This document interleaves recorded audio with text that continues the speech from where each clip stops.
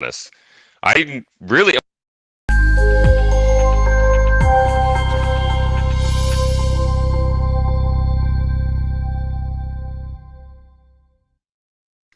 or essentially just a swap of liquidity if I need a centralized, Yeah. exchange for it.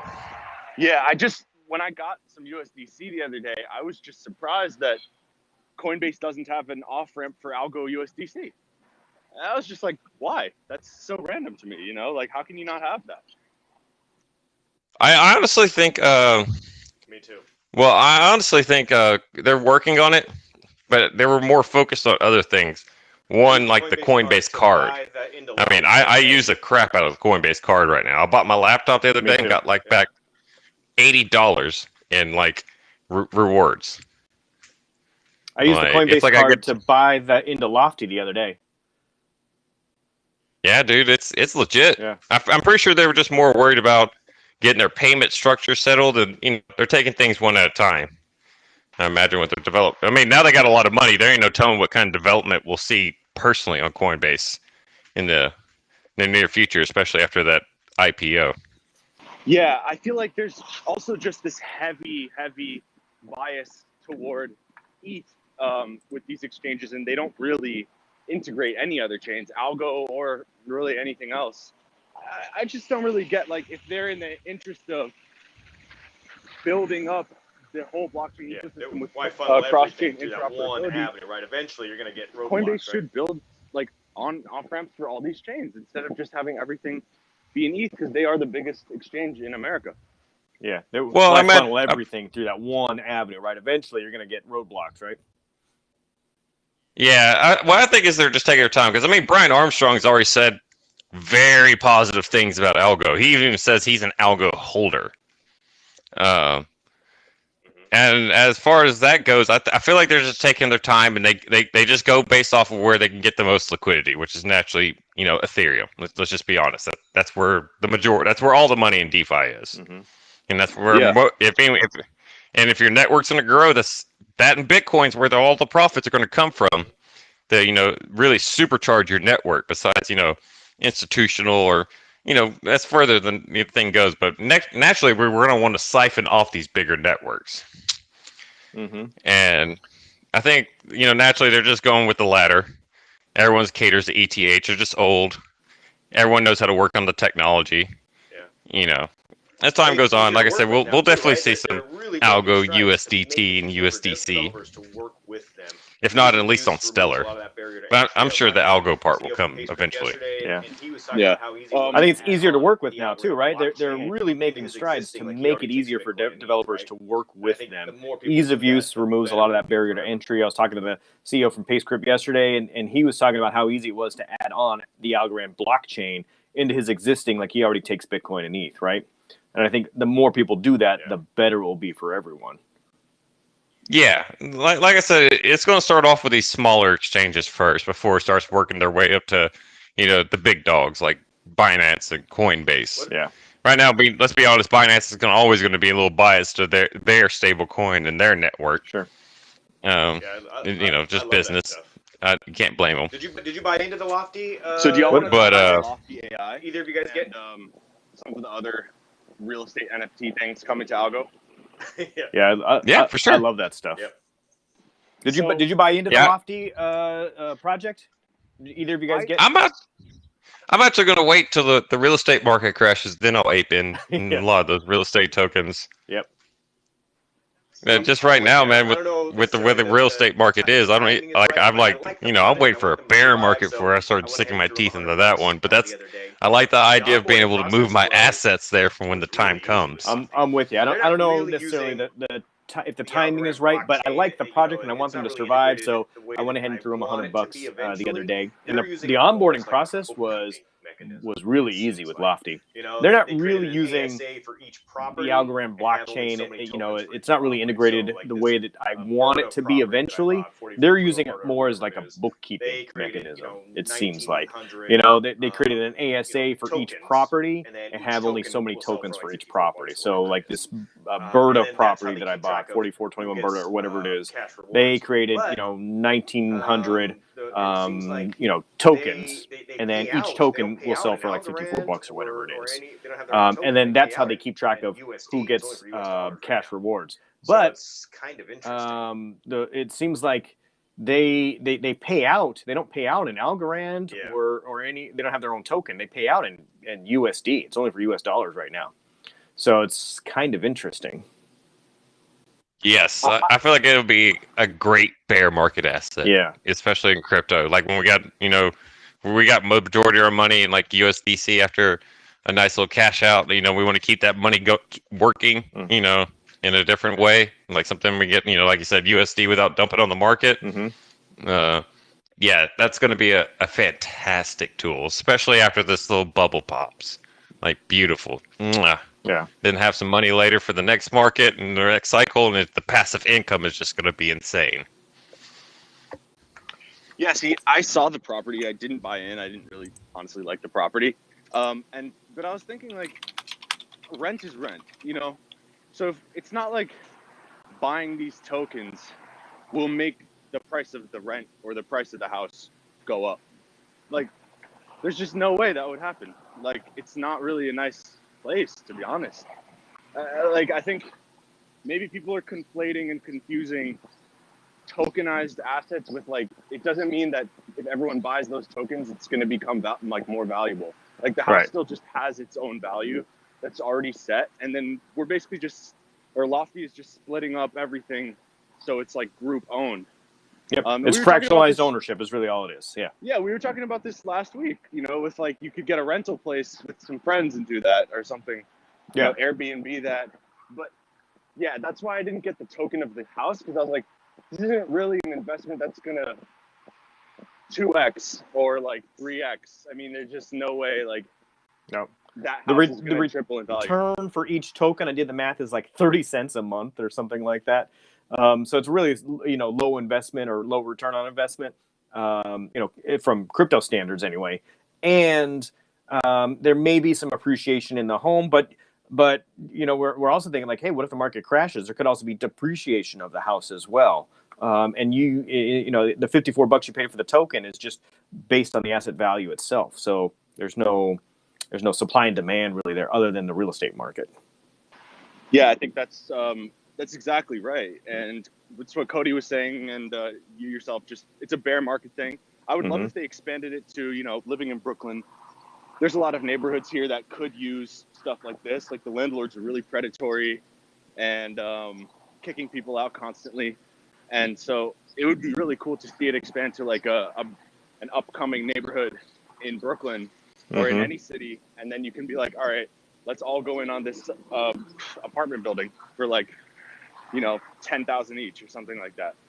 Yep, exactly. Well, I'm sure as the platform grows and they get more money, they're going to be buying some nicer property, especially when the market crashes. I'm pretty sure they're going to have some stellar properties for us to invest into. I think this is only their second property as far as Lofty goes. Vesta looks like they are, on the move. They've got something slightly different. They're still not, it's still tokenized fractionalized ownership really, except their strategy isn't necessarily all for investment properties. You as a homeowner could sell a portion of your equity, and so you're still dependent on the real estate market itself. It's not like the coins have other intrinsic value. It's still asset based. But it's interesting. I like it, and I like the direction it's going. So I still want to support it, even though I think it's got a long way to go. Oh yeah, dude! It's like just right now, it's just the first row monopoly, just the slumlord. Yeah, we'll eventually work our way to Parkway and stuff like that. Right. We're gonna work our way around the board eventually, but right now it's just slumlord territory. Yeah, I think it's a little nuts. How much we've come in 2 years, and I'm like I just wish I had like a little time machine I could jump ahead in 2 years from now. Oh yeah, dude, and like I said, like about a year or two, like when the market gets juicy, there's going to be some like beautiful buying opportunities. Like we might be able to buy like a small piece of a small mansion when this market crashes, because that's eventually going to do it. Wall Street's buying way too much and being too foolish with the real estate market. So go ahead. Yeah, because like right now, Wall Street owns 60% of the market. And that's just making it a false inflated bubble right now that we're going through. And then when you add the price of materials, pulling a 3x, you add a little inflation on top of it, you got a crazy housing market bubble.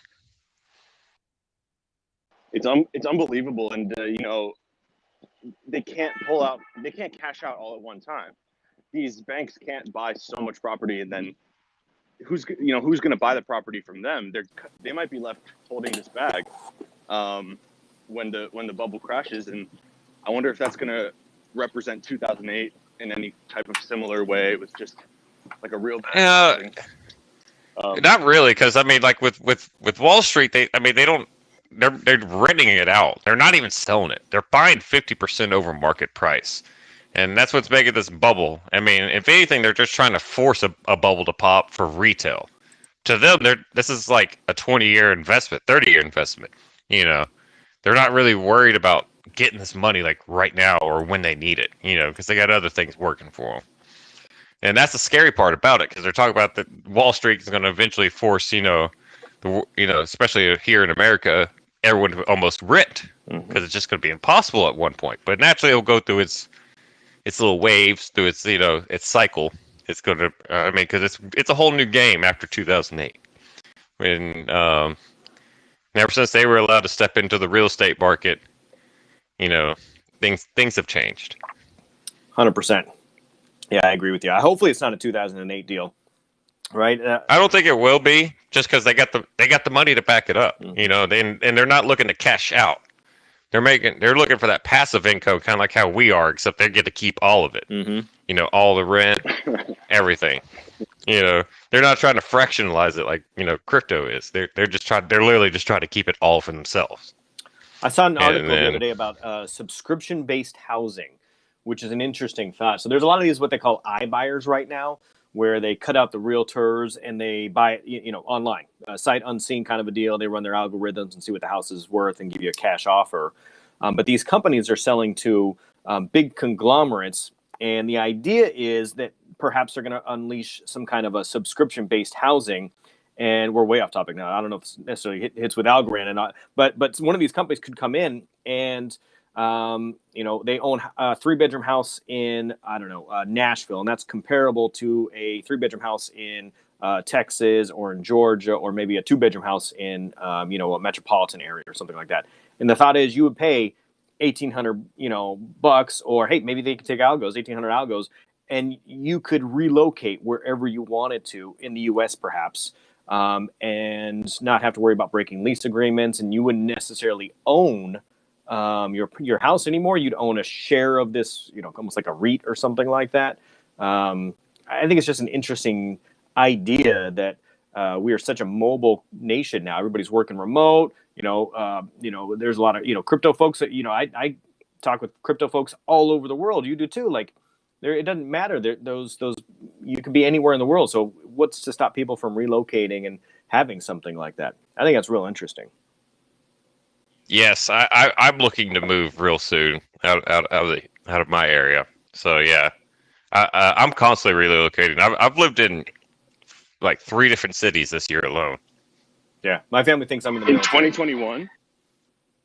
Well, let's say 2020 to 2021. I've lived in 3 different cities and 2 of them have been like 2,000 miles apart from each other.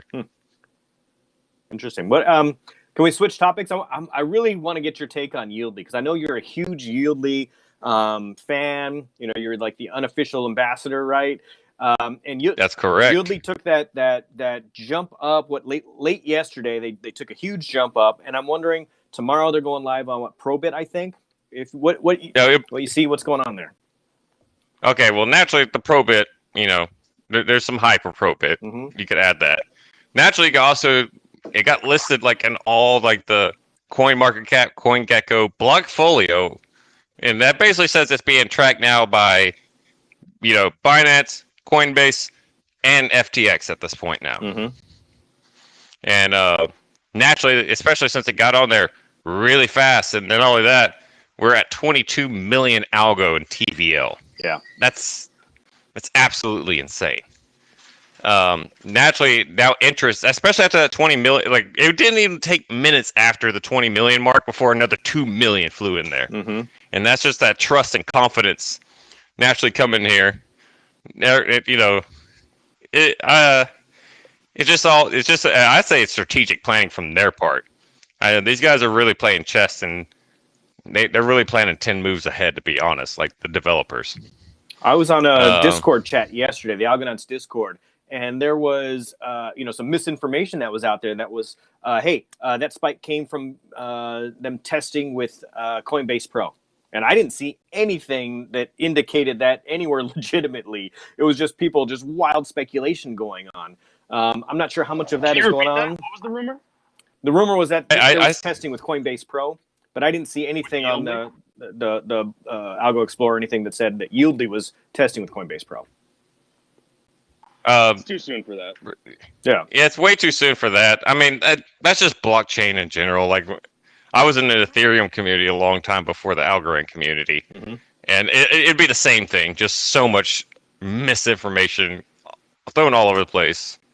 I mean, if we had like a social media dedicated to like cryptocurrency, I feel like that would solve this problem. Yeah, but there's just so much misinformation. But that's mainly just because I would say peak of interest, and not only that, TVL getting really, really high, really, really fast. Because the more TVL that's in there, the more essentially Yieldly is being bought from the algo staking. And that's just making more exchange of money, building more trust. And then, like I said, Probit. I mean, that's just it's a big deal for it to get an IEO. And that's just a whole new liquidity pool for it to dig into. So your Yieldly, big picture, idea. If you were going to say, hey, what's the most important thing for Yieldly right now? It's the bridge stuff, right? 100%. That's going to be the key. That just because that combined with the automated market maker, and also the ability to stake for other tokens that don't have like the technical difficulties to work with a network like that. Yeah. So I don't think the Probit is like, I checked out the volume for Probit. It didn't seem like it was going to be earth shattering. I don't know if you checked out the Algo volume on Probit. Yeah, it's not. I did. It's not great, right? I think. No, it's not at all. What are the numbers for that? Very low. Yeah, like very, very low. Less than 500,000, 250, 280,000, something like that, right? Per day or per week or per month? That was in the 24 hours, I think, that I saw. Oh, okay. All right. Yeah, it's very low. I mean, they're more of an Ethereum-based platform. But that's why we got a Yieldly ETH pair on there as well, too. But it's interesting. So Algo was only paired when I looked. They were only paired with Tether. Yes, and same thing with Yieldly. You only have a for the ASA version, it would be a Tether pair with it. And I guess that's just because like there's not enough liquidity built in the Algo network for to make this possible yet. Naturally, as it gets bigger. But I mean, from what I was talking to Yieldly, they're very excited about working with them. And I know like when you think about bridges for like especially something like Asia. Okay, let's talk about some things like let's go ahead and refer to Senator Warren wanting more regulations on, or want to know SEC's regulations on crypto by a certain time. Binance getting completely restricted on so many places at once. Bridges are going to be so necessary for people to be able to exchange liquidity to certain networks when they want to. Because what if they get on exchange and like, all right, well, I got Algo, but I want to buy something on Binance, but BSC, but it's pretty much banned everywhere. Well, with the Algo bridge, at least you're going to be able to use the Yieldly to connect to the Binance Smart Chain real soon, because naturally when that happens, they'll have a cake listing, and then that will allow you to move liquidity in a decentralized manner without the need of a centralized exchange. And the cross network means like the more regulations we see, the more important bridges and some form of interoperability is going to need. Because right now it's just everything's so not connected, and we have to rely on this exchange for you to swap any kind of liquidity from any different network. Yeah, there's definitely there's some significant silos between the blockchains, right? And it is difficult to convert. It's difficult to buy Yieldly right now. Prior to Probit going live, it's difficult and expensive. Yeah, it's difficult and expensive. Yeah, you nailed it. But just the bridge stuff itself, why will that boost the price or use case and value of Yieldly? Well, once again, other assets. Like other assets, like Opulus, for instance, they are naturally going to have an ERC20 and an ASA token. Naturally, once again, they don't have the expertise or the technical team to make it, interoperable, but Yieldly does. So naturally, they're going to either have to buy. I'm not sure what their plan is for this. Mainly because I guess they're still in the works and talking shop with Opulus. Yeah. But we're gonna have to get Lee on next week or sometime soon, huh? Yeah. Oh yeah. We will get He says he's gonna come. But yeah, we will eventually have him on one of these chats. If I could circle back to Binance, I cannot see things ending well for Binance at all. I think they're gonna get shut down in the next 3 years. That's a bold claim, but I think Binance is definitely going to get banned from like most relevant countries within the next 3 years, and it could have a really bad effect on crypto, to be honest. Well, that's where the bridges will come in hand, and because Binance is always going to be a thing. People they have such a huge fan base already, especially from the amount of wealth they made for their investors, and this is just where bridges will come. I say more important to people because some people are not going to be willing to give up their cake token or their BNB token. They're sold. That's them, but they're going to want a way to take profits, even if governments and authorities regulate and restrict the way they can say what liquidity they're allowed to have and what they're not. And that's where the bridges, why I've been so bullish on the fact, ever since, especially when I saw the Polygon bridge. With the interoperability between those two, it's going to be, it's going to make some really nice magic, in my opinion. Can we talk CBDCs and specifically their? I want to speak about their impact on Bitcoin because a lot of people are scared of central bank digital currencies because of if you have a blockchain-based equivalent, you literally will not need Bitcoin. Can anybody explain to me if there is a CBDC, what is the purpose of Bitcoin?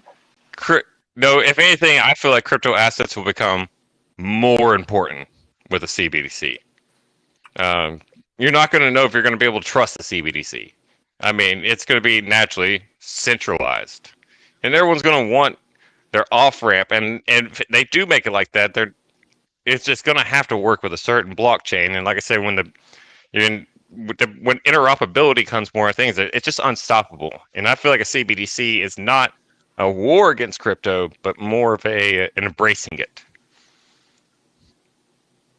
I definitely see what you're saying, and Bitcoin has to be that store of value because it's the most impermeable way to store value. But it's going to be used less and less. I think the transactions will probably drop. They're already dropping, aren't they? And it's just, Bitcoin can kind of fade into the background a bit, until it comes back roaring like it always does. Yeah, as far as Bitcoin, in my personal opinion, I'm not a person that thinks they'll be there forever.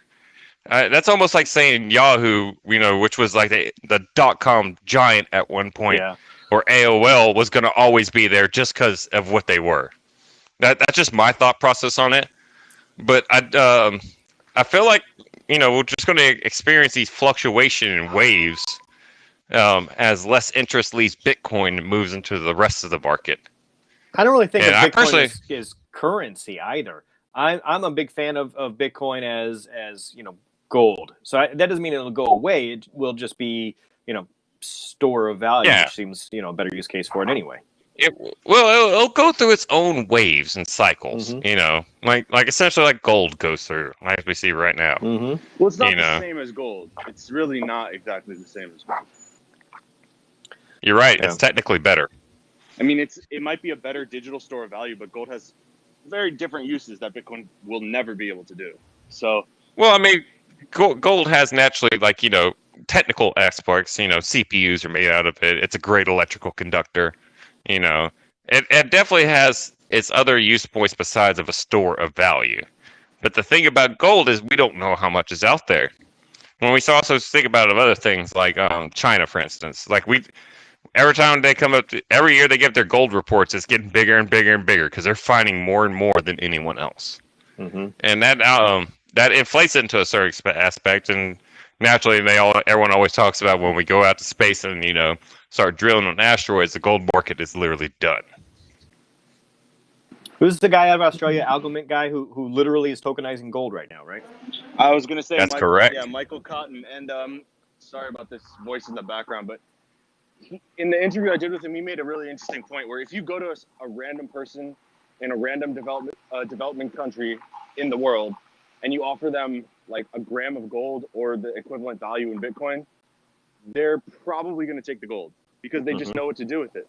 They know how to spend it. They can bring it to a merchant and trade it for money or anything. So currently gold is still far more relevant than Bitcoin. So yeah, naturally. And everyone has a bit of gold. Literally everybody in the world has a bit of gold. So that also is I wouldn't say it's the most decentralized, but it's the most spread in terms of reach. And then, one thing he's talking about, Michael Cotton, is making gold an actual global currency. Because if you can tokenize it, it's less volatile than Bitcoin, but it's still relevant everywhere. And you can always cash it out. I just love that idea. I feel like it's a better stable coin than actual stable coins. That's just me, though. It is because it's relevant worldwide. You don't need to transfer it into different currencies. I mean, you can bring gold to any country, or you could get a Mel Gold token. And the main thing is it's not only universal, but when you think about it, you cash it out. All right, and you're like, all right, I'm going through a bear market. I'm cashing out. Instead of going to stable coins, why not gold? Because its inflation is far less than any U.S. dollar. And in my opinion, it's far more stable for a crypto bear market than a stable coin. And if anything, the gold will just slightly go up in value next time, a big spike in inflation happens, and it'll be a great perfect liquidity for you to enter the crypto market with, instead of a stable coin, for instance. Is there a scenario where there are, multiple regions with stable coins, some stable coins based on ETH, some stable coins based on Algo ASAs? So where all of a sudden Algorand itself, the Algo, is less useful, and Yieldly, making the bridges up between those stable coins, is actually the big winner here. Is that a possibility? What do you think? As far as short-term games, I honestly feel like Yieldly's gains are going to be way better than Algo. As far as the short term, and I'm talking about that as 6 months. Just to be honest, Yieldly's only at a 15, 16 million market cap. It's going to take a lot less money to make that thing 10x than it would Algo. But when I'm ready to take Yieldly profits, trust me, they're going straight to Algo. And that's essentially kind of how it worked with Ethereum back in the day. All of its little projects, like Comp, Maker, and all that, started making some big movements, and people were cashing out into Ethereum. And that's what helped its market really, soar higher as the time went on. Yeah, and I'm really excited for protocols where you can lend out your Algo stack and let people use them as gas fees, and just have your Algos and generate yield off of gas fees, providing to other people. I think that would really be an amazing usage because, Algos are gas fees. I don't really want to pay for something with my Algos. There's just no point of that. I would just cash out. So I would rather they be used slowly and surely in different transactions for different people. But there's no real pooled yield farming like that. Yieldly, they don't do that. They don't rent out gas fees like that. So maybe they could. No, not. I feel like maybe what's going to be renting computational power. That'll be Kudo when they eventually make their whatever integration to Algo as well too. Yeah. Has anybody talked to the folks from Folks Finance? I think it's called, right? That are doing the peer-to-peer algo lending. No, I have not. Yeah, folks finance. Intrigue me, sir. Yeah, I haven't talked to him a whole lot myself either. I literally just reached out to him online. I'm waiting for him to reply back. But it's an interesting concept. They seem to have some money behind them. They've gotten some decent backers, and it looks like a lenders club or something like that, where it's peer-to-peer financing, and you could essentially stake your algos in there and dictate your own terms, and Folks Finance will underwrite it for you. So Folks Finance, from what I understand, and I'll get clarification further on, but from what I understand, it looks like they will evaluate somebody who you're going to lend it to, and figure out if they're A paper, B paper, C paper, and figure out what interest rate they want, what interest rate you want, and kind of connect the two. And you, as the staker, you get to decide, okay, I want to lend out C paper at 12% or 14% or whatever the case may be, B paper at like 8%, or A paper where somebody is good collateral, good project, or whatever it is at 4%. Now I have no idea how they're going to grade those parameters. It's not like I don't think they're pulling credit scores or anything. I have no idea what their process is going to look like, but I think you're going to have 3 different tranches to lend out your algos, which is interesting, right? If you like this. Yeah, the staking rewards now are 6% or roughly there, but in 6 months or 4 months, I guess, that'll go away for a lot of folks. And if they don't want to tie their money up in the governance, maybe lending is an interesting way to do it. And me personally, maybe I want to borrow against my own stack, and I think that'll be an option as well for tax purposes, right? Yeah, nice leverage. Yeah, and that's actually good.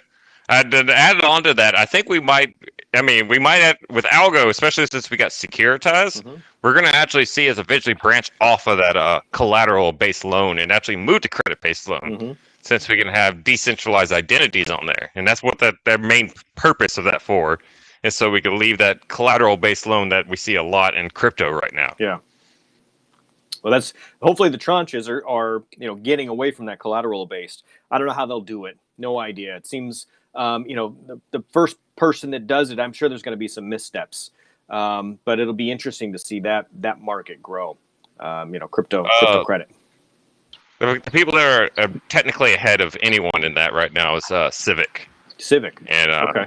Yes, yeah. So I have a Civic account, and it works pretty smoothly, to be honest. Folks Finance sounds a bit like Aave.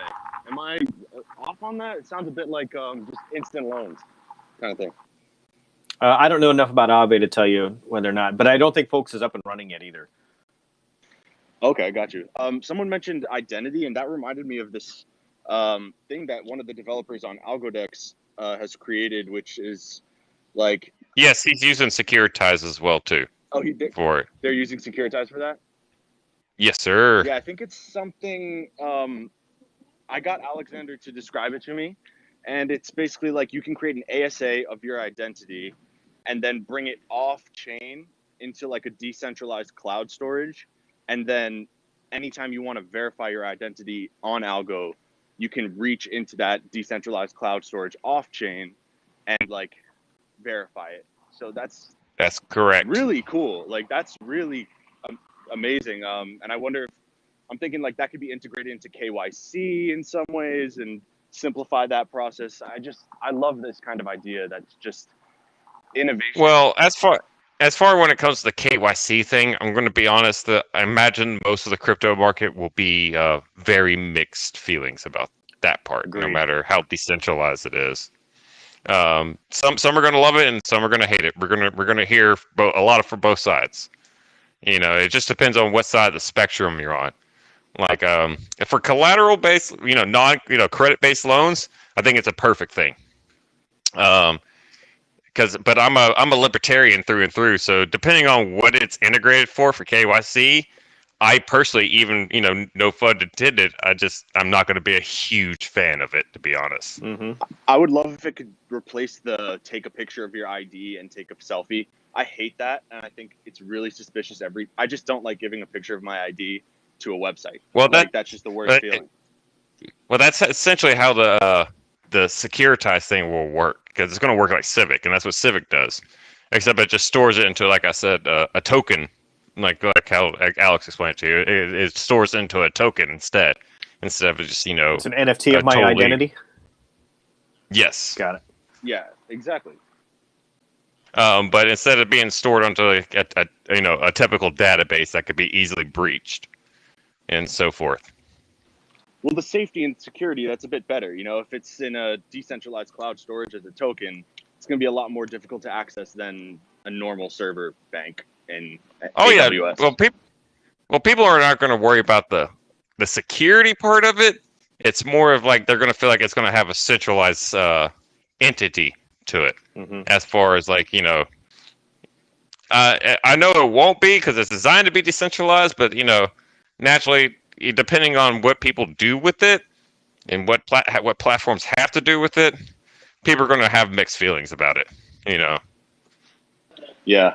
I was wondering if anybody listening wanted to join in or ask a question or make a statement or drop some knowledge on us. So I guess if it's okay with y'all to, you want to open the floor? Yeah. Absolutely. Yeah, I'd like to learn something new. Yeah, so anybody listening, if you want to join in, request Cody, and then we'll get you in here. We just missed Bank on Algorand.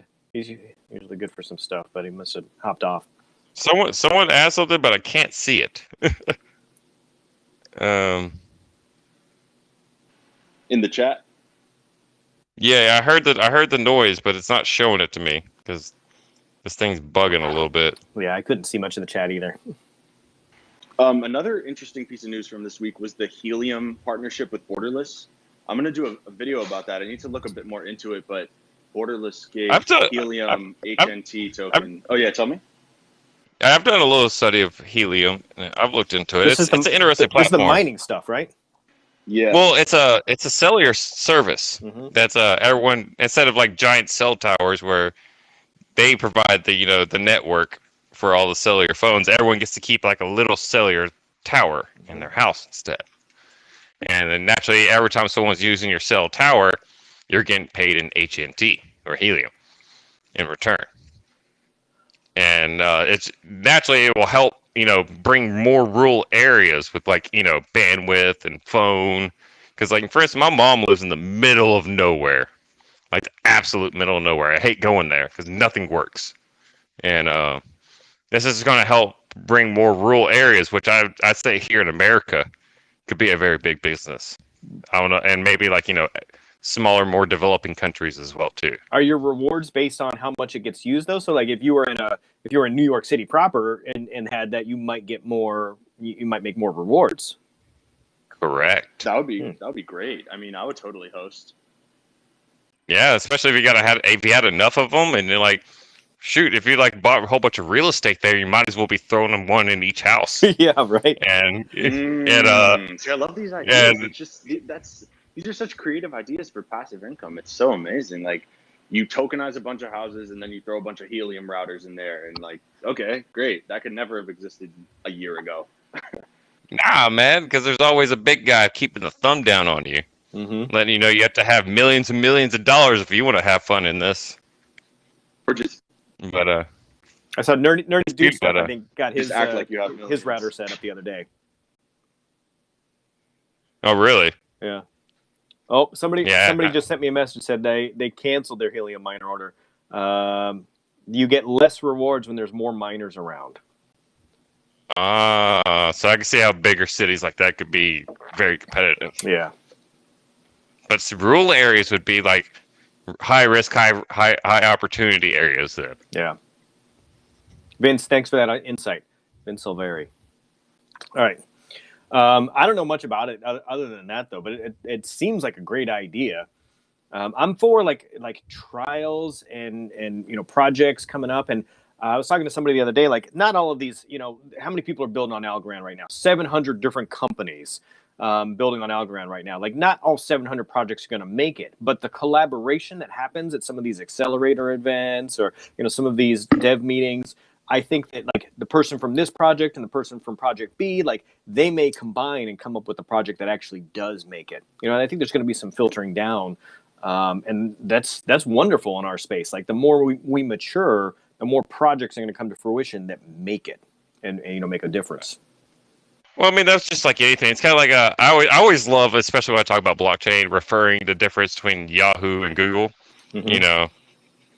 And just the difference when, like what happened, like, like Yahoo was the first, category you could go to. I remember when it was first invented, I was amazed by it. I'm like, oh my God, I can actually like have some category to find my websites now. Yeah. And then, Yahoo just, Google came out there with that algorithm that just, changed the game, and they learned from actually Yahoo's mistakes. Mm-hmm. And it's just a big game of trial and error. And yeah, I'm going to date myself right now, but I had a business that was on AOL before there was really, an easy way to surf the internet. We were talking about like, Netscape surfing or something, but AOL had these things called, they were keywords. And the only way to find your business was with the particular keyword or something like that. I sold, this is how old it was. I had a music store, and I sold like tapes and CDs. And I had a storefront. You couldn't actually pay anything on AOL, but they could go through the storefront and like order your catalog or something like that. But they had to have keywords. And, that idea is still around, but now it's hashtags. And now you can hashtag for, just about anything. But it's amazing to see how the technology progresses. And, project A, project B combine. Now you got project C, like you're saying, there's always going to be that progression that happens, and as technology kind of evolves. Yeah, we're gonna see that a lot in blockchain. Just because like someone made something and it was revolutionary doesn't mean someone's not going to come out and make something that's going to have that one little tweak that makes it that much more user friendly for everybody. Yeah, a lot of consolidation of different projects into larger scale endeavors. I think that's going to be cool to see. But the question is, who's going to take the name and who's going to get absorbed? Mm-hmm. Yeah, mergers and acquisitions will be a thing. What names are going to survive? Is Yieldly going to be a name, or are they going to be the go the way of the Yahoo? Yes, exactly. We'll just have to see, and especially we'll have to see what other places do as far as like what kind of interoperability they will offer later on. Mm-hmm. Like Q&T, something I've owned a bag of since Darren first posted it a long time ago. Mm-hmm. I bought some, and I'm like, yeah, this sounds cool, and it's moved so fast now. I'm like, oh my God. Yeah. I actually got a little FOMO with it at one point. I've seen some a lot of folks talking about Algo plus Quant, equals, CBD, magic or something like that. So it do they come into place in, making, digital currencies for, somehow, shape or form? What's the story there? I don't know about that. I know they're more focused on becoming like the TCP of blockchains. That's like their number one focus. It's just to help bring blockchains more together. Yeah. Yeah. That way, we're not. It's not as a difficult process as it is right now. Mm-hmm. More permissionless. Actually, all permissionless. That's their goal. Somebody was talking about VPNs last week when we talked about this, and talking about projects that should naturally come together. It seems to me that Helium, with their routers in place and their cell towers, like that would be a natural progression. Why don't they offer a VPN service? That would, especially since they would already have the network and the bandwidth and et cetera. They definitely could make that happen. I imagine it would take probably more throughput. Mm-hmm. I'm not sure. That's one thing I said, like, Papa Silvio said many times. I tell everyone else, other blockchains will be better at other things. Yeah. Some things don't. I always think I'm a firm believer that Algo will be ruling the securities and financial market just because of its security, But not all things have to be as secure as financial structures. Mm-hmm. And naturally, the more security you add, the less throughput that is possible. Mm-hmm. Yeah, it bottlenecks just a little bit more, huh? Yeah. But we'll see who can actually take the goal and something like that, especially something like data. Mm-hmm. That's such that's something that only. I mean, like the Cryptos Kitties thing nearly crashed Ethereum because it just literally couldn't throughput everything in time. Yeah. That's one thing. I don't think Algorand has a lot of gamification, right? They're not being used actively in any kind of an online viral game kind of scenario. I have a game that hit me up. I haven't tried it out, or I don't think they have anything upgraded. It's called like History of War Chat. It's a card game. I'm interested in that because I'm a huge fan of games. I play video games like crazy, like computer games. I'm interested to try it because I mean, if it's anything like a Hearthstone or something like that, that's going to be kind of fun. I would like to see something like that truly implemented into blockchain. Yeah, because I feel like blockchain gaming, especially as much people want the esports scene to be huge and big, there's always that level of inefficiency from the actual technology that it uses. Like when you're playing online, there's ping. If you have a better ping than your opponent, on first-person shooters, you're gonna win. Yeah. And then there's always the level of cheating that you don't know if someone's actually doing. And with blockchain, that could eliminate that person be able to use their centralized computer to implement cheats, hacks, or any kind of modification to a game, especially when you talk about it from a competitive aspect. Because I played a lot of CS:GO, and I've dealt with cheaters so much of my life that it almost irritates me when I see one. Yeah. Yieldly is probably further along with that than Algorand is, with that esports sponsorship coming up, right? I'm not sure what they're technically doing as far as the esports scene. I just know they got esports partnerships. Yeah. I'm not sure if they're. I know they're into NFTs, which naturally will be into games and stuff like that. And I think with the current technology, making like a Hearthstone-like game, which is like a trading game, like a card trading game, almost like Yu-Gi-Oh or something like that. Yeah. That is something that's very possible in blockchain technology and something that could grow, especially in the Asian countries. Like League of Legends is the national sport of Korea. No joke when I say that. Yeah. And Hearthstone and all that's really huge in China and Japan and stuff like that. And I feel like that's a good start until we can figure out how to implement better graphics and one day first-person shooters. Because then when we find out how to make first-person shooters on blockchain space, that's going to be something that's going to control the gaming industry. And then the NFTs, or NFTs at least tradable in it, because CS:GO, for instance, you could trade and sell skins in that game. They go for really high dollars sometimes. There's people that pay $13,000 for gun skins. Yeah. And being able to trade that as an NFT, because Steam will Steam will wreck you on some fees and stuff, really bad. Lord Gaben is literally siphoning off of people and made so much money off those gambling loot crates and etc. That an NFT system where we could accessibly trade without having Steam be the middleman would be a game changer as far as that's part of the scene goes. Yeah. Absolutely. So the Steams, the Epic Games, the even Apple to some extent, right? If you were able to cut them out and just go NFT to NFT, and if you could take that with, let's say you were with Blizzard, so you take your WoW sword to one of their other games, right? They're just Warcraft game, to be able to take a artwork or an expendable item from character to character, cross games, if it was on the same platform, or maybe even cross platforms, who knows? I think that would be huge.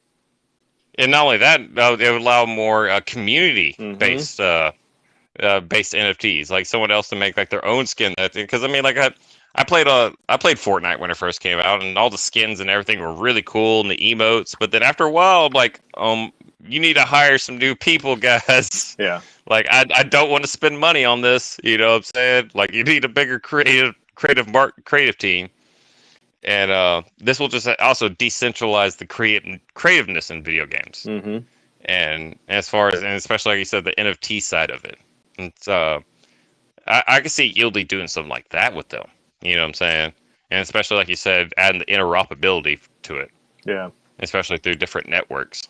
Be like, hey, I want to sell my Warcraft skin, not here, but on the Ethereum network. With the help of Yieldly, you can grab that and move it off the Algo network, put it on Ethereum, and sell it on Uni. Because you're like, I want Ethereum instead of this. And there'll be a lot of use cases, something like that, if they do something like that. I don't know if they're doing that, but that's just me thinking, wildly out the box here. Man, if we're thinking about it and talking about it, somebody who actually knows how to do this stuff is thinking about it somewhere, right? What are the technical aspects? What's needed to actually get that up off the ground? Yes, exactly.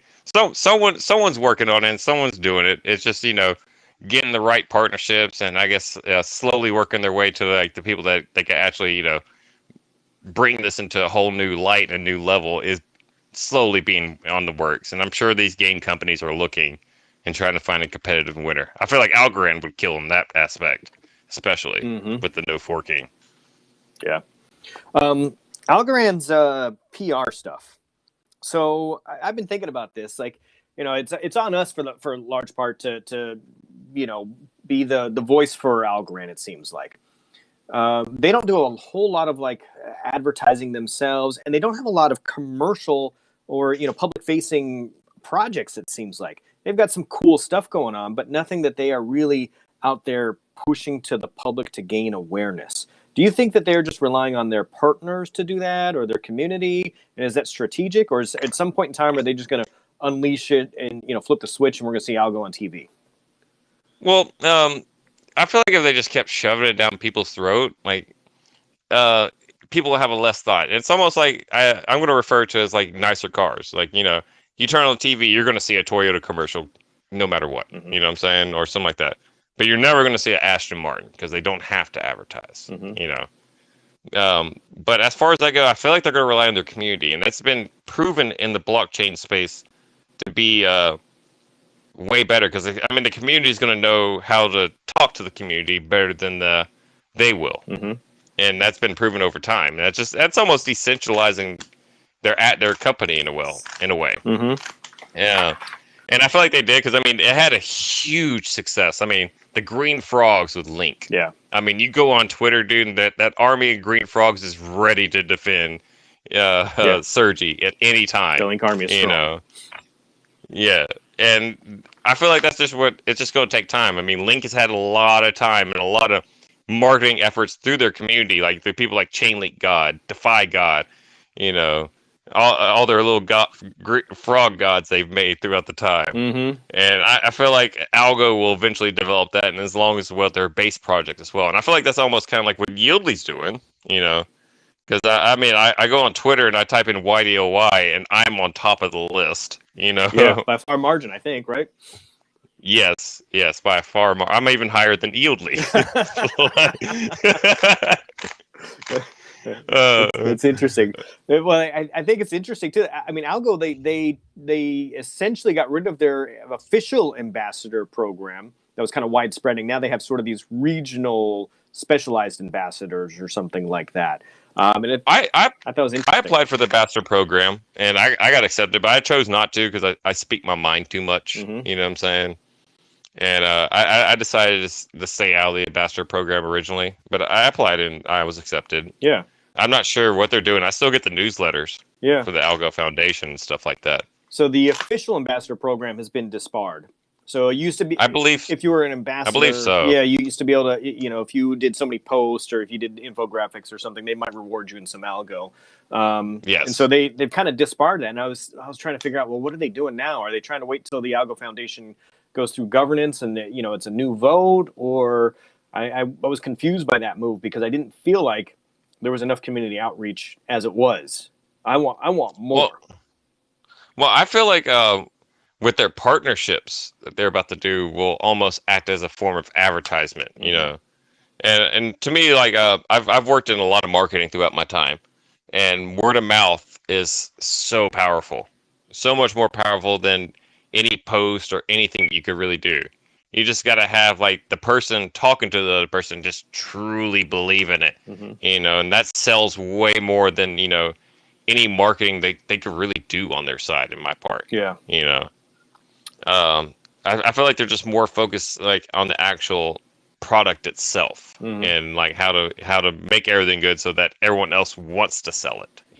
Yeah, and that's essentially what Link did. They had their ambassador program too, and they pretty much expanded it as well. Yeah, and that's what they did over time as it grew. They only kept like the ones that actually put the work in. Right.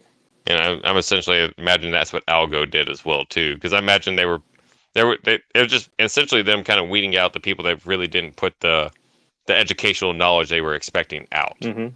It's probably good when somebody's starting up because it's an easy way to gain market share or awareness. But after a while, I mean, my audience, they already know Algo. Yours too, for the most part, right? Or Yieldly. So yes. I'm not getting new audience members other than, if they Google search something. But I didn't drive them to do the Google search because they found me. They found me because they did the Google search. Does that make sense? So I'm not, in a way, I'm not helping really. But it's like when I first started like, shilling Algo back when it was like 20, 30 cents, Mm-hmm. I was gaining very slow followers and very, growth. Mm-hmm. But the minute the Algo price started shooting up all the way to that $1.80, like no joke when I say the interest in my profile and my knowledge grew vastly Mm-hmm. after that. And that's just because, we're in a money market and greed rules this market more than anything else. And when people start seeing growth and gains, then that's where naturally interest will come in. Mm-hmm. And we'll get that as like the more development that happens on here. When we start getting more development and more ways for people to make money, like I feel like Yieldly will be alone a big way for people to know, like, hey, there's more than Algo staking for you to, like, maximize your gains and, work within our network here. Mm-hmm. And as we build more and we offer more products for people, that's when more interest will come.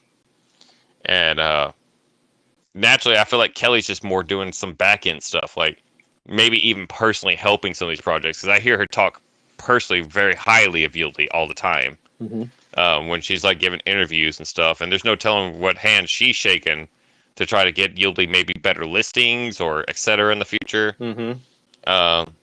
Or more funding or et cetera. Or I feel like that's maybe just the piggybacking off of, hey, we got listed with Probit. Yieldly's also, if they could just piggyback off of all their moves like they just did, that alone could be helpful, right? Exactly. And then that alone will help build more interest in the Algo network and so forth. And it's just where these lower projects where people can get in real early, kind of like how we're doing with Yieldly, and everyone have these fantastic stories, and we add more products later for people to come in. That's what's going to drive more people to the Algo network and, drive more adoption to it as well. Mm-hmm. And we're getting there. I mean, we're building every day. There's so many things, so much exciting things coming our way, just so much, and Yieldly's just the very beginning of it for all of us. And we're going to have so much more opportunities later on. I feel like that's just where we're going to build. I feel like that's where Kelly's actually working. If we had more of like a community manager, like a separate person to Kelly that actually work with the community. Yeah. I feel like this is where people that mistake where Kelly's job and maybe someone else's job should be. Mm-hmm. You know what I'm saying? And I feel like people are like, Kelly should be out here like talking to the community. I'm like, well, she's not really a community manager. She's head of marketing. Right. Like when I played I played a lot of Destiny for a long time, and they had like a marketing manager that was like, talking to like GameStop and stuff like that. Yeah, corporate community or corporate marketing manager versus community outreach. The community manager. Yeah, community outreach. Like there was a guy named Deej that would talk to us on live stream and etc. Mm-hmm. I feel like that's just where they're lacking as far as that goes. You know what I'm saying? Just more of a community outreach person.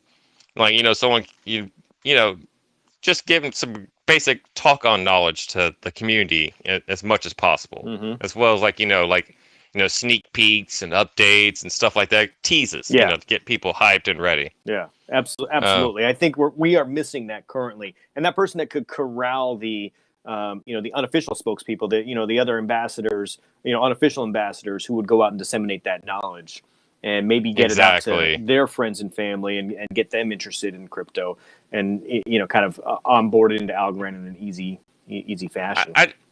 I just feel like when it comes to community, they're just taking a more decentralized approach to it instead of just putting a centralized community manager and be like, this is the community manager, I'll obey. You know what I'm saying? Yeah. I feel like they're just trying to keep as much, like crypto, just decentralize it as much as possible. Let the community have as much control in the certain areas as they feel, as they feel. Yeah. I just saw Chris hop on. Hey, Chris, do you have a question? Chris wanted to speak, huh? Yeah, hop on. But hey guys, can you hear me okay? Yeah.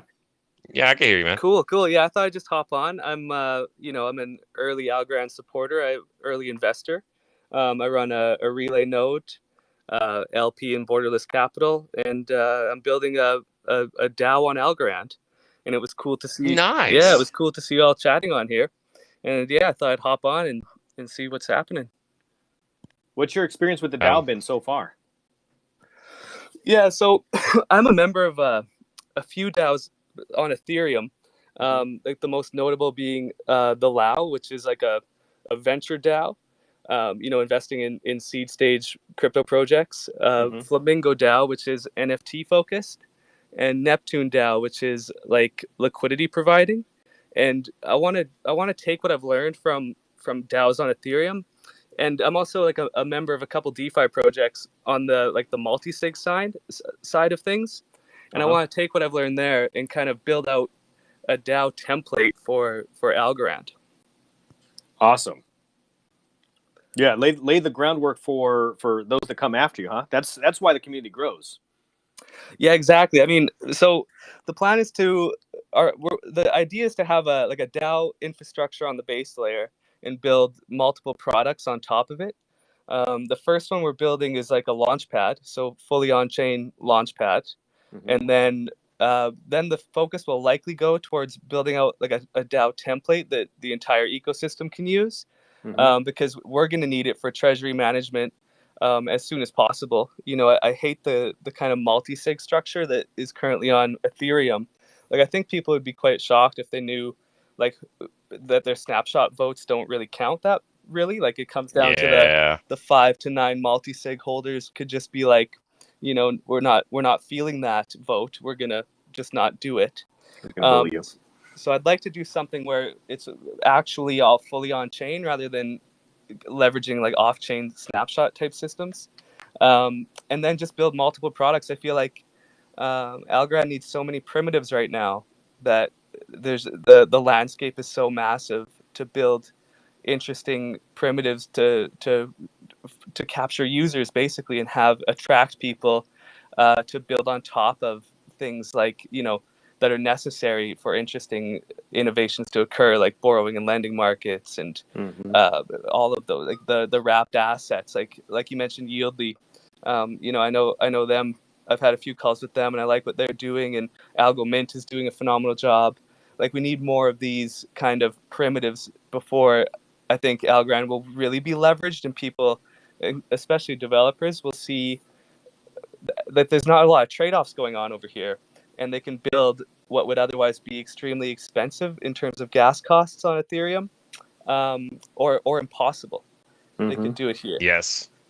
Yeah, just lack of awareness to some degree right now, and because they've done it before, and that's the way it's been done previously. They kind of stick with what they know versus venturing over to the Algorand, which seems it's just a little outside the comfort zone for a lot of folks right now. Yeah, exactly. And then it's hard for a developer to be attracted to something when there's not a whole lot of activity. Like currently, the only application on Algorand that's retail focused, like there's a lot of transactions that are more from like specific projects doing a specific operation, but there's no like DeFi retail participation. Like Yieldly is really the only retail focused application, and currently you need to be an Algo holder, so you already have to have exposure to this ecosystem to be involved. But I think once we start getting, once we have 100 mil TVL in USDC on like a lending platform, then I think it gets interesting, and that's why I'm launching a launch pad now, is to try capture as much of these oncoming projects as possible, and to like get the word out there that Algorand's pretty much doing what everyone else wants to do in the future, but it's happening now. Like, you can develop now. And for the past couple of years, like Teal is quite hard. Like, it's a very low level language, and most developers don't usually kind of dive that low into the stack. But now with things like Reach, Teal 4, like Turing completeness, like it's converging to a point where I think once there's some activity from retail on the chain, developers will take notice and start learning these languages, and things like Reach will help that transition.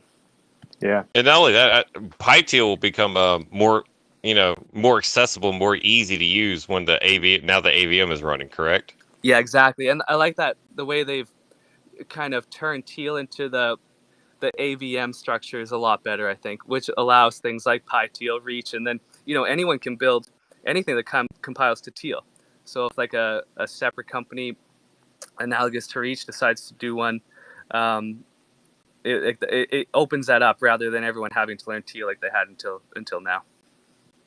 Yeah, it's like I don't know Teal one bit at all. Like I know Python decently, you know what I'm saying?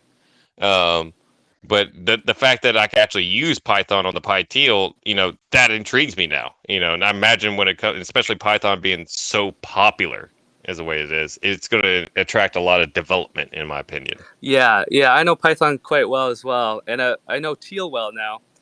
But yeah, like Teal is very low level. Like it's kind of like if you had to write out what exactly that function you're writing in Python does. Like Python gives you the higher level to just declare a function rather than telling exactly what to do at every step.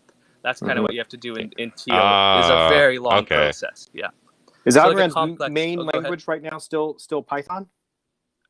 Sorry, what was that? Is Algorand's main programming language Python? No, it's Teal. It's Teal. Okay, got it. Teal. Yeah, it basically it all compiles down to Teal. Like Teal will always be, like under Teal is what the AVM compiles to. Got it. Yeah, it just depends on how it translates it too. Just had a comment here from Vince who said, "Hey, I just learned how to run rock paper scissors tutorial using Reach and React, and he ran it both on Ethereum and Algorand, and just was remarking about how much faster it was to test on Algorand, just in that simple tutorial test. So that's good news." Yeah, that's the cool part about Reach as well. If you develop in Reach, you can compile down to both. So if you make an interesting application, you'll have it in Solidity as well, like ready to go onto an EVM chain. That's honestly beautiful, because I watched that video where he like coded that whole P2P payment in like 40 lines of code, and I was like, what? Mm-hmm. I mean, that was actually amazing, and I was like, wow, because I mean, I've like looked at Solidity and been like, yeah, I'm not gonna figure this out. Yeah. You know what I'm saying? Yeah, exactly, and yeah, like it's cool to see everything kind of converging now with Algorand. Like, I've been excited about it when I had the opportunity to run a node. Back then there wasn't a lot of organic fans, I guess, but it's been interesting to see like individuals like yourselves that have kind of come around and realized what Algorand's doing, even though there's not a lot you can do on chain yet. But it's been cool to see this organic community kind of blossom, and everyone seems very well read in this kind of Algorand crypto Twitter fan base. It's awesome to see.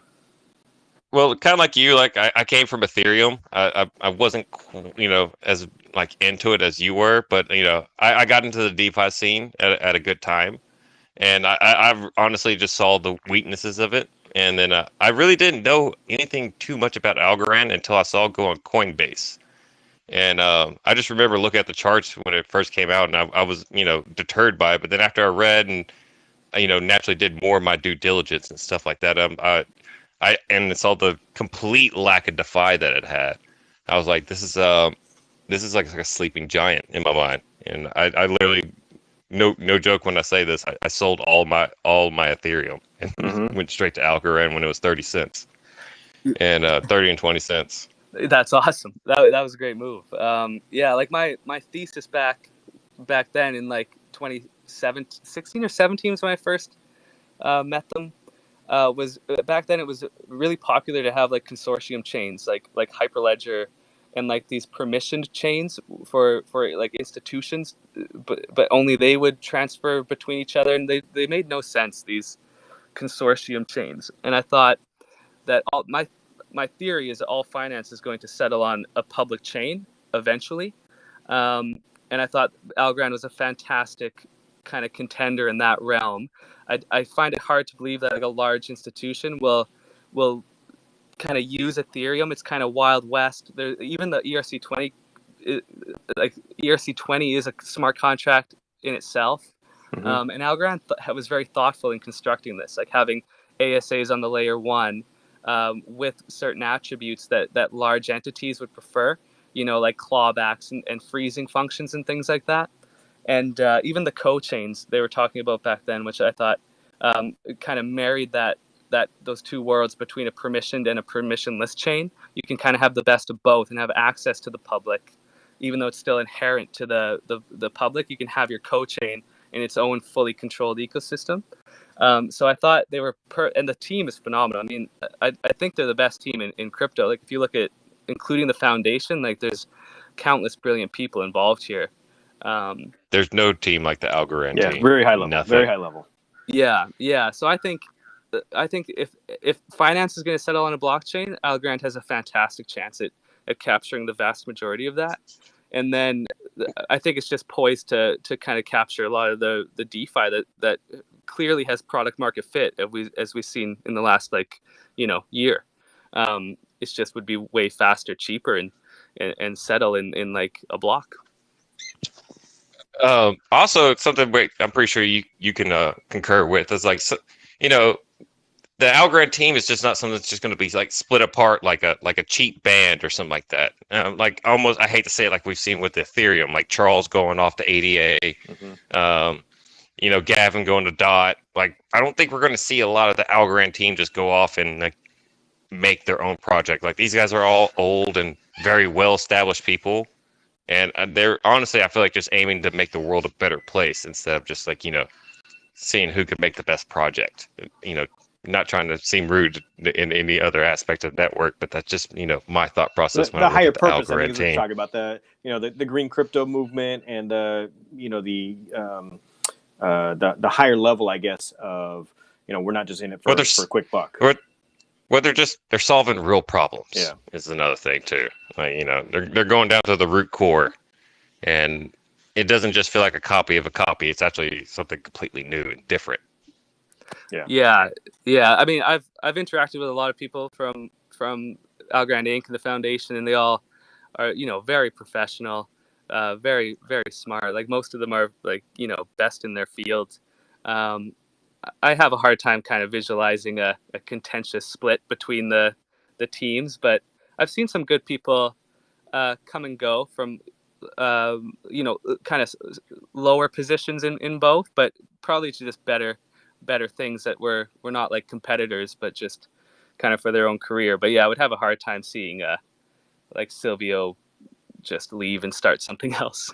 Mm-hmm. Yes, or like Chris Packard or something like that. Yeah, I don't think so. Especially like I've been saying this for a while. Like, what's going to really drive the real fourth generation blockchain is going to be mainly two aspects. One is post quantum cryptography, and the other thing is permissionless interoperability. And I feel like Algorand is definitely going to have that post quantum cryptography under the wing, way ahead of anyone else. Like, just no one else is working on it but us. Yeah, and I think. What I like about what Algorand does is they don't promise much until it's already like delivered, basically. Like they're very, it's hard to kind of tease information out of them unless they're very confident on where they're going. And, they've released information on like that post-quantum technology they're working on. And, if you look at their research team, it's like they're like the best in the business, basically. Like, they're very thoughtful with where they're going, and I couldn't be more excited, to be honest. Yeah, very little hype. Same. They just execute at a high level, and you don't necessarily know what they're executing until it's done. Yeah, and like from you guys kind of mentioned earlier, like the PR side, I really do think they're leaving it to individuals and groups like ourselves to be the voice, and I think that's the best way. I think that's probably the long-term best way. For newer entrants, it kind of helps with we kind of dig into the truth a little harder. We're not as biased, I think, as they might seem if they were the ones pushing all the PR. I think it's a great strategy, and like I think it has momentum. Like I've witnessed it when it first released. There weren't a lot of dedicated kind of Algorand voices out there, but I'm actually shocked at how big it's grown. especially considering you can't really do a lot on the chain as a retail participant.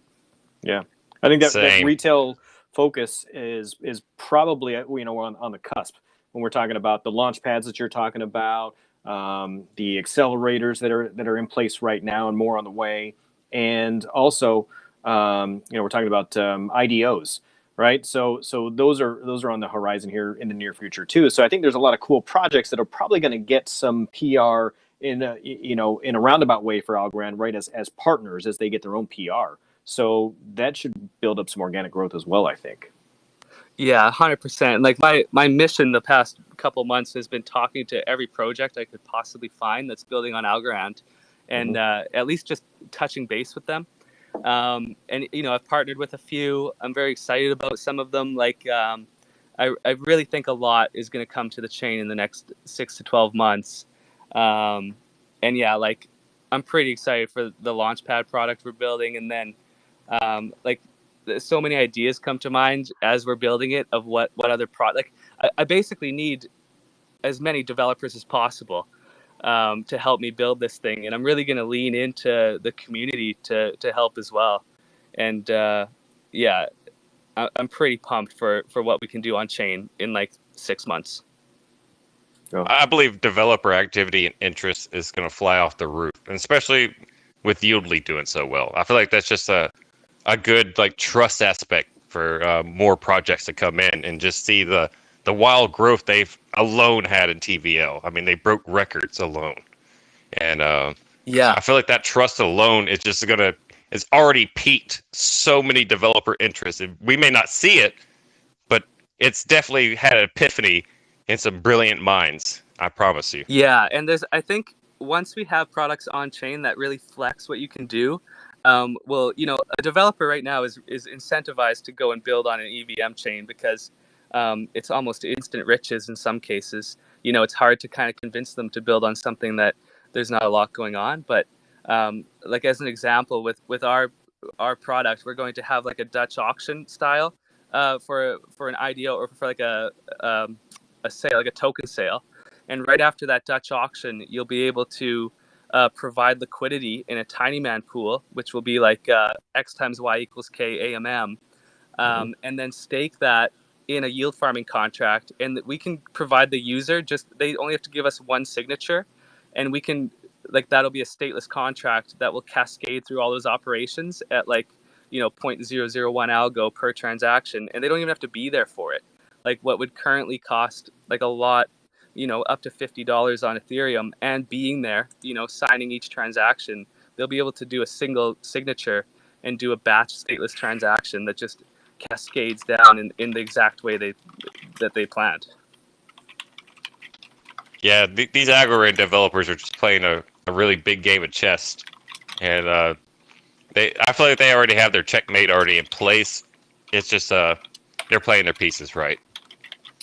I feel like Algorand in 6 months, 8 months, you know, is going to gain wider audience, and all of a sudden everybody's going to think like Algorand's, you know, an overnight success or something. Little will they realize, you know, how many years of backlog there was of, you know, having these little meetings and, you know, Algorand ambassadors sending out messages, you know, all the work that went through it. But in 8 months, all of a sudden, I think that the exposure is going to, you know, it'll just be off the chains there. Well, and not only that, like we just go to, like I said, developer activity is it's literally about to go insane. Like I'm just so excited. I don't even know what to say half the time because I've been waiting for a DeFi project on this thing for over a year now. And it just I just can't wait. It's honestly beautiful. I love all you folks, by the way. I'm glad you're all here. Yeah, the Algofam is strong. And you mentioned, Chris, you're talking about the Algorand community and the thoughtfulness and the education of the average, you know, interaction that you have on Twitter. And I 100% agree with you. I've been involved in a few different communities, and some of those communities are just, you know, hype. And the Algorand community, though, the questions I get online are well thought out questions. You know, what's the future look like? What if we do this? Suggestions and, you know, contemplation, not just, you know, when's the next airdrop, or you know, it's not just about the next interview. It's usually about what's the content of that next interview. When Moon. Yeah. When Lambo. Yeah, exactly. It's like, I think it kind of ties into the background of the project. Like when you start digging into Algorand, it almost like forces you to be intellectually curious about the project to keep digging, because it is quite heavy. Like once you start getting into the material, it's not light. Like nothing from the Algorand side gives you is very hypey. So it's just like really dense content that's very interesting if you take the time. And I think people that do take the time, they get extremely excited about it, and they make dedicated Twitter accounts. Yeah, that's one of the things though. So I think that's pro and con. And one of the things that I really try to do is take all of that dense content and I try to boil it down into my daily videos that are 10 minutes or less in length, and try and give you like the layman's terms of how this could benefit the community or the ecosystem. So there's pros and cons there, and I think at some point you need folks like me to hop in, and Algo HQ does this a bunch too. Ebo does this, and hop on and kind of explain it in a different way so that somebody doesn't have to read the article. I'm just going to summarize it for you and tell you why you should think it's a good idea, give you some pros and cons, let you think about it, and then tell your friends and family. Yeah, exactly. Yeah, individuals like yourself and Ebu, that's what we need to kind of hit all of the spectrum of crypto participants, I think. Yeah, it's critical. Yeah, you got to simplify some things for someone, because I mean, especially with Yieldly, I've been having to write guides and do some things just because some people just don't quite understand it, or understand how to fully operate it yet. And I feel like that. I mean, but the decentralized approach, like we talked about earlier with the community, I feel like that just drives them better, makes them feel like they actually are a part of the project, they're part of the team, even. And more puts more not an adoption, but more of a way of life in a way. I mean, in my aspect, crypto is almost a way of life.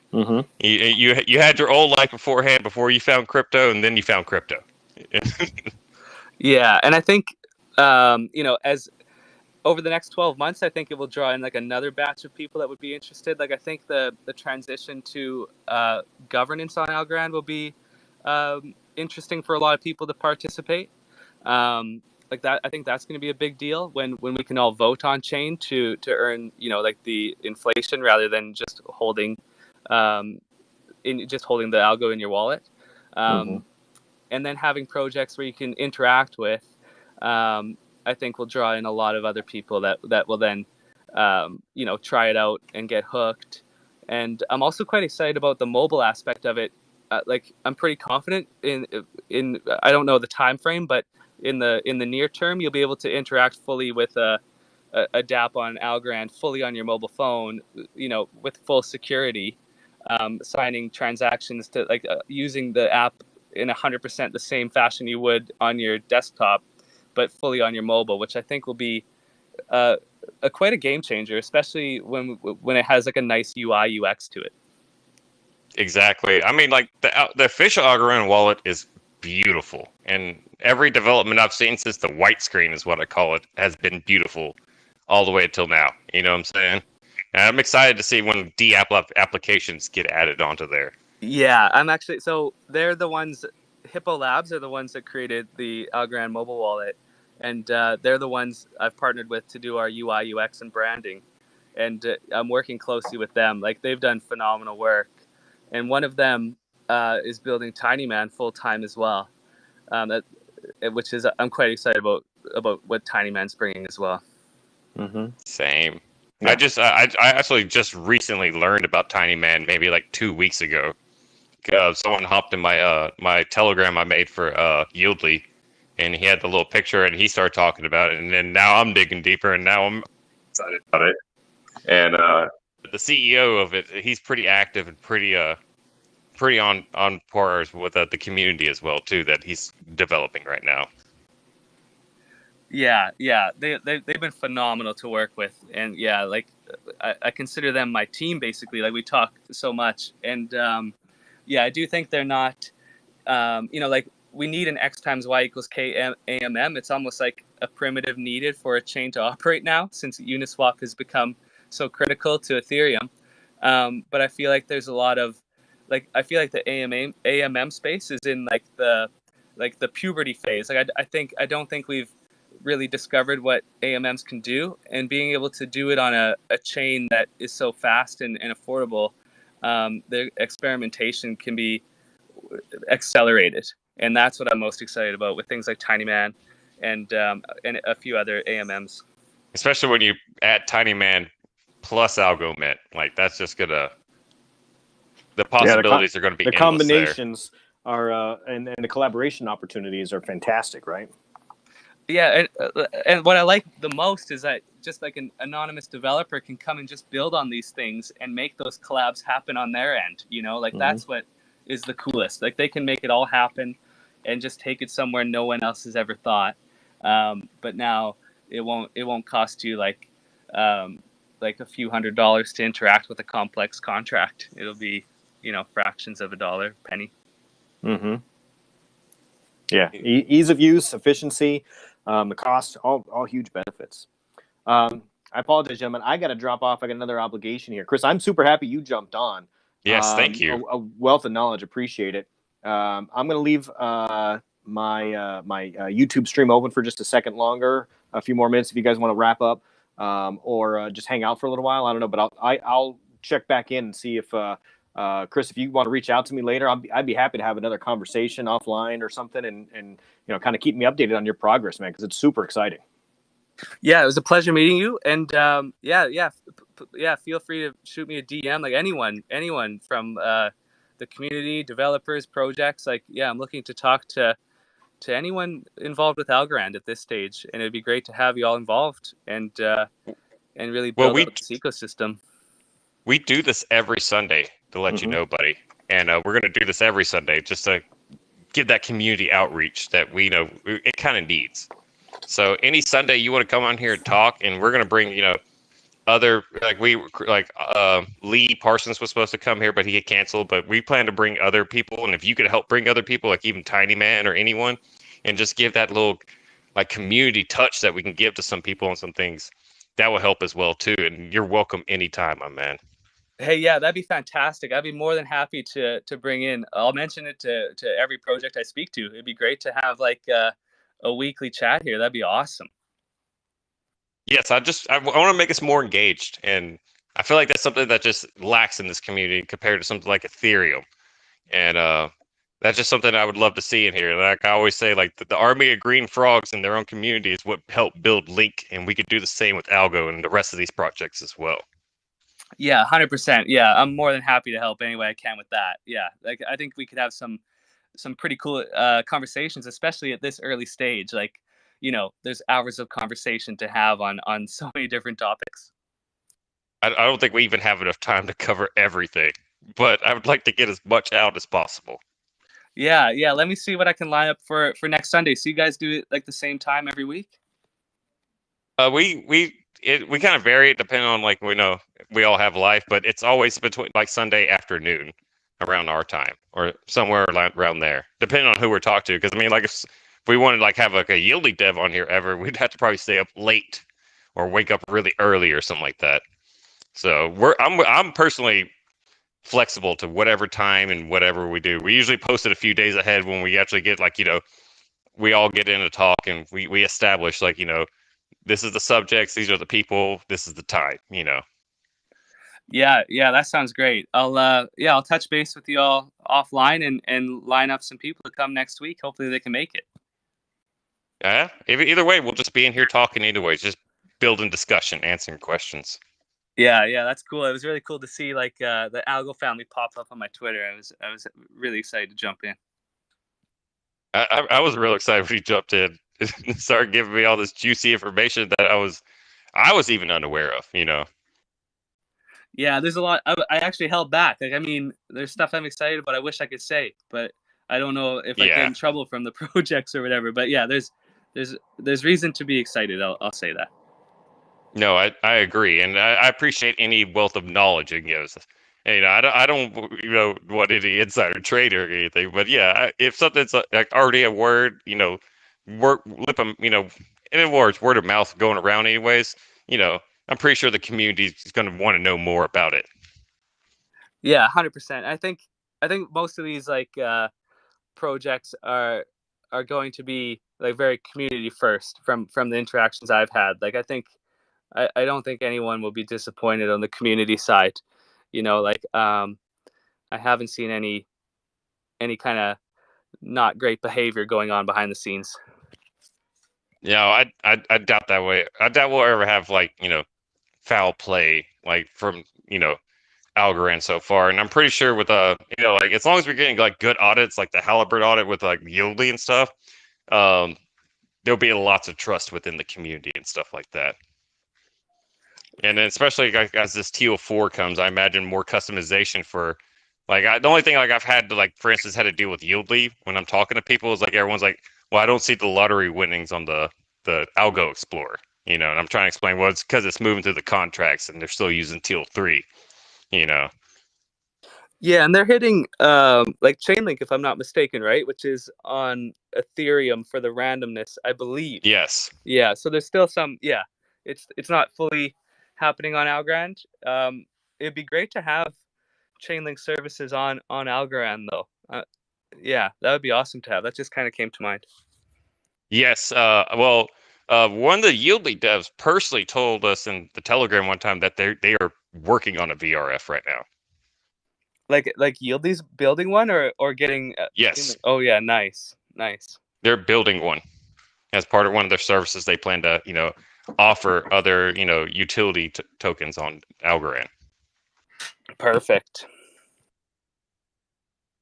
They told us they told us that because it was so funny on the very first lottery. The Link VRF took so long. Everyone, there were so many people in the Telegram that thought they got rugged. yeah. I love that product actually. I was a big fan of Pool Together, and Pool Together is such a great project. And I love that Yieldly brought that to Algo. Yeah, like I use it. It's a smooth process. Like it was great to try the first retail focused app and to have it run so smooth. And like I like the My Algo integration. Like Pablo and Michael over there at Rand Labs are extremely talented, and I'm very thankful that they're out now. Grant, I'll try to get with them on here. Actually, they'd be great to. They're really articulate. They'd be great to have on here.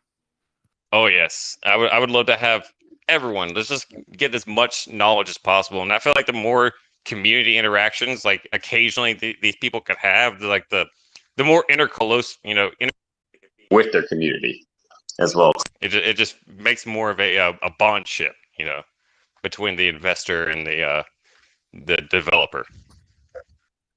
Yeah, 100%. And like, oh, sorry, I actually have to jump. The England's playing Italy right now. Oh, so it started. Going, everybody. Yeah. No, I understand. Yeah. All right. Well, it was a pleasure, and I hope everyone enjoyed the conversation. We'll end it here, and we'll be back here next Sunday, guys. Yeah, great meeting everybody. Take care, and we'll see you next week. All right.